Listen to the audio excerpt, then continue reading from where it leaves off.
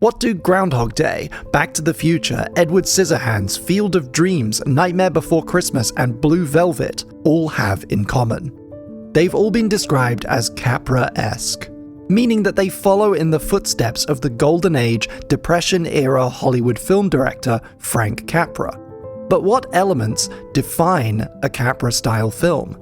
I've made this little video to give you some insight into exactly that, and equip you with some key film studies knowledge to make you sound more impressive when you talk about movies. Also because this topic is just so relevant to basically every other film we've talked about on the channel.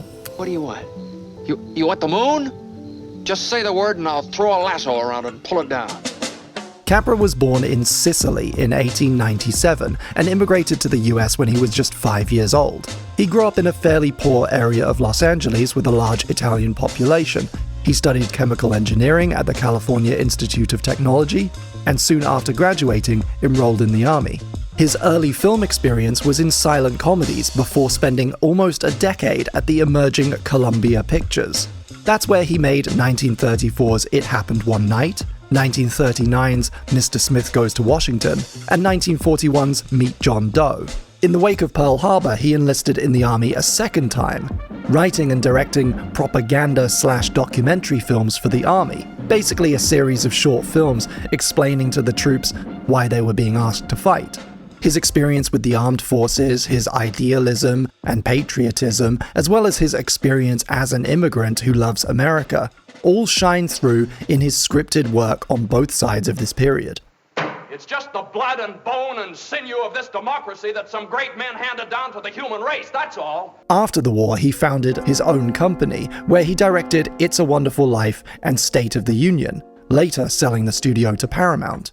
The majority of Capra's work, outside his war documentaries, is decidedly Dickensian, full of simple but evergreen characters, greedy villains, naive heroes, standoffish heroines. His films commonly celebrate the humble everyman, characters who at first seem stupid or ill-equipped, but reveal themselves to be wise. Another common dynamic in his films sees stubborn or cynical characters, those who have given up and comfort themselves with stoicism or pragmatism, ultimately being convinced to do something noble. I'm not interested in your money or your problem. You, King Wesley, your father, you're all a lot of hooey to me. And you can see the parallels here, right? With a director who enlisted in the army twice. His stories are often about simple but good-natured people succeeding against overwhelming opposition. Note this blocking that turns up everywhere, so often placing a single hero, like Bailey or Smith, against a crowd, or facing the opposite direction to everyone else in frame. In the director's own words, some of his innovations when it comes to character are the result of combining classical theatrical tropes. I came along with It Happened One Night, really the one thing you saw there, and tried to combine the leading man and the comedian in one, rather than comic relief. Comic relief, see? That's right, there were always two people before. They're the classic four in drama, with hero, heroine, villain, comedian. I combined the leading man and the comedian in one.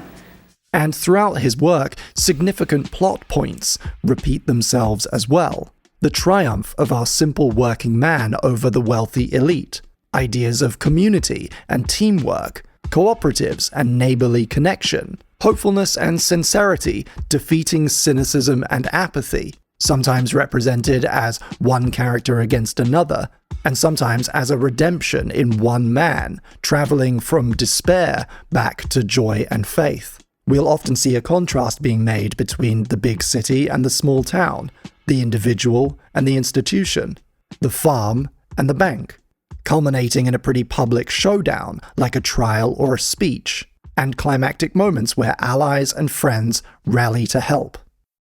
All of these ideas are perhaps best expressed in It's a Wonderful Life, released in 1946. Widely regarded as a masterpiece and the most Capra movie. Set at Christmas time, Wonderful Life tells a modern fairy tale about a man who has lost hope, finding his faith again. It features a greedy capitalist villain reminiscent of Scrooge, a downtrodden working man who was rejected from the army and wants to travel the world, a small town filled with lovable townsfolk, and a syrupy sweet storyline that involves an angel showing our protagonist how the world would be different without him. Tommy! Petey, Janie, Susan, where are you? They're not here, George. You have no children. Mother. Mother? What do you want? Mother, this is George. I thought sure you'd remember me. It opened in theaters in December of 1946 to mixed reviews. From what I read, I think Capra at the time felt like it was received far more negatively than it actually was. Time liked it, Variety liked it, but it posted a loss of over $500,000 and was regarded as a failure. 30 years later, in 1976, it became a runaway success on Christmas television. It found a new and growing audience, becoming a staple of the Christmas season, airing every year to this day. I couldn't find the original article, but according to other sources, in 1984, in an interview with the Wall Street Journal, Capra said, "The film has a life of its own now, and I can look at it like I had nothing to do with it. I'm like a parent whose kid grows up to be president." And this, I think, is the key to all of this, right? Not only did a generation of future filmmakers grow up watching Golden Age movies, but a younger still generation grew up watching specifically this film at Christmas, either as children or with their own children.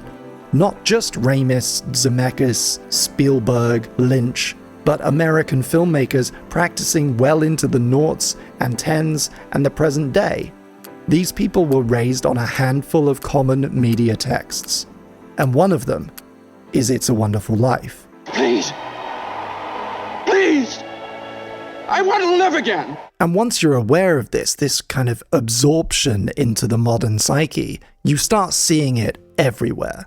In Back to the Future 2, when Marty finds himself in a corrupt dystopian version of Hill Valley run by Biff Tannen, this scene pays direct homage to George Bailey in Pottersville.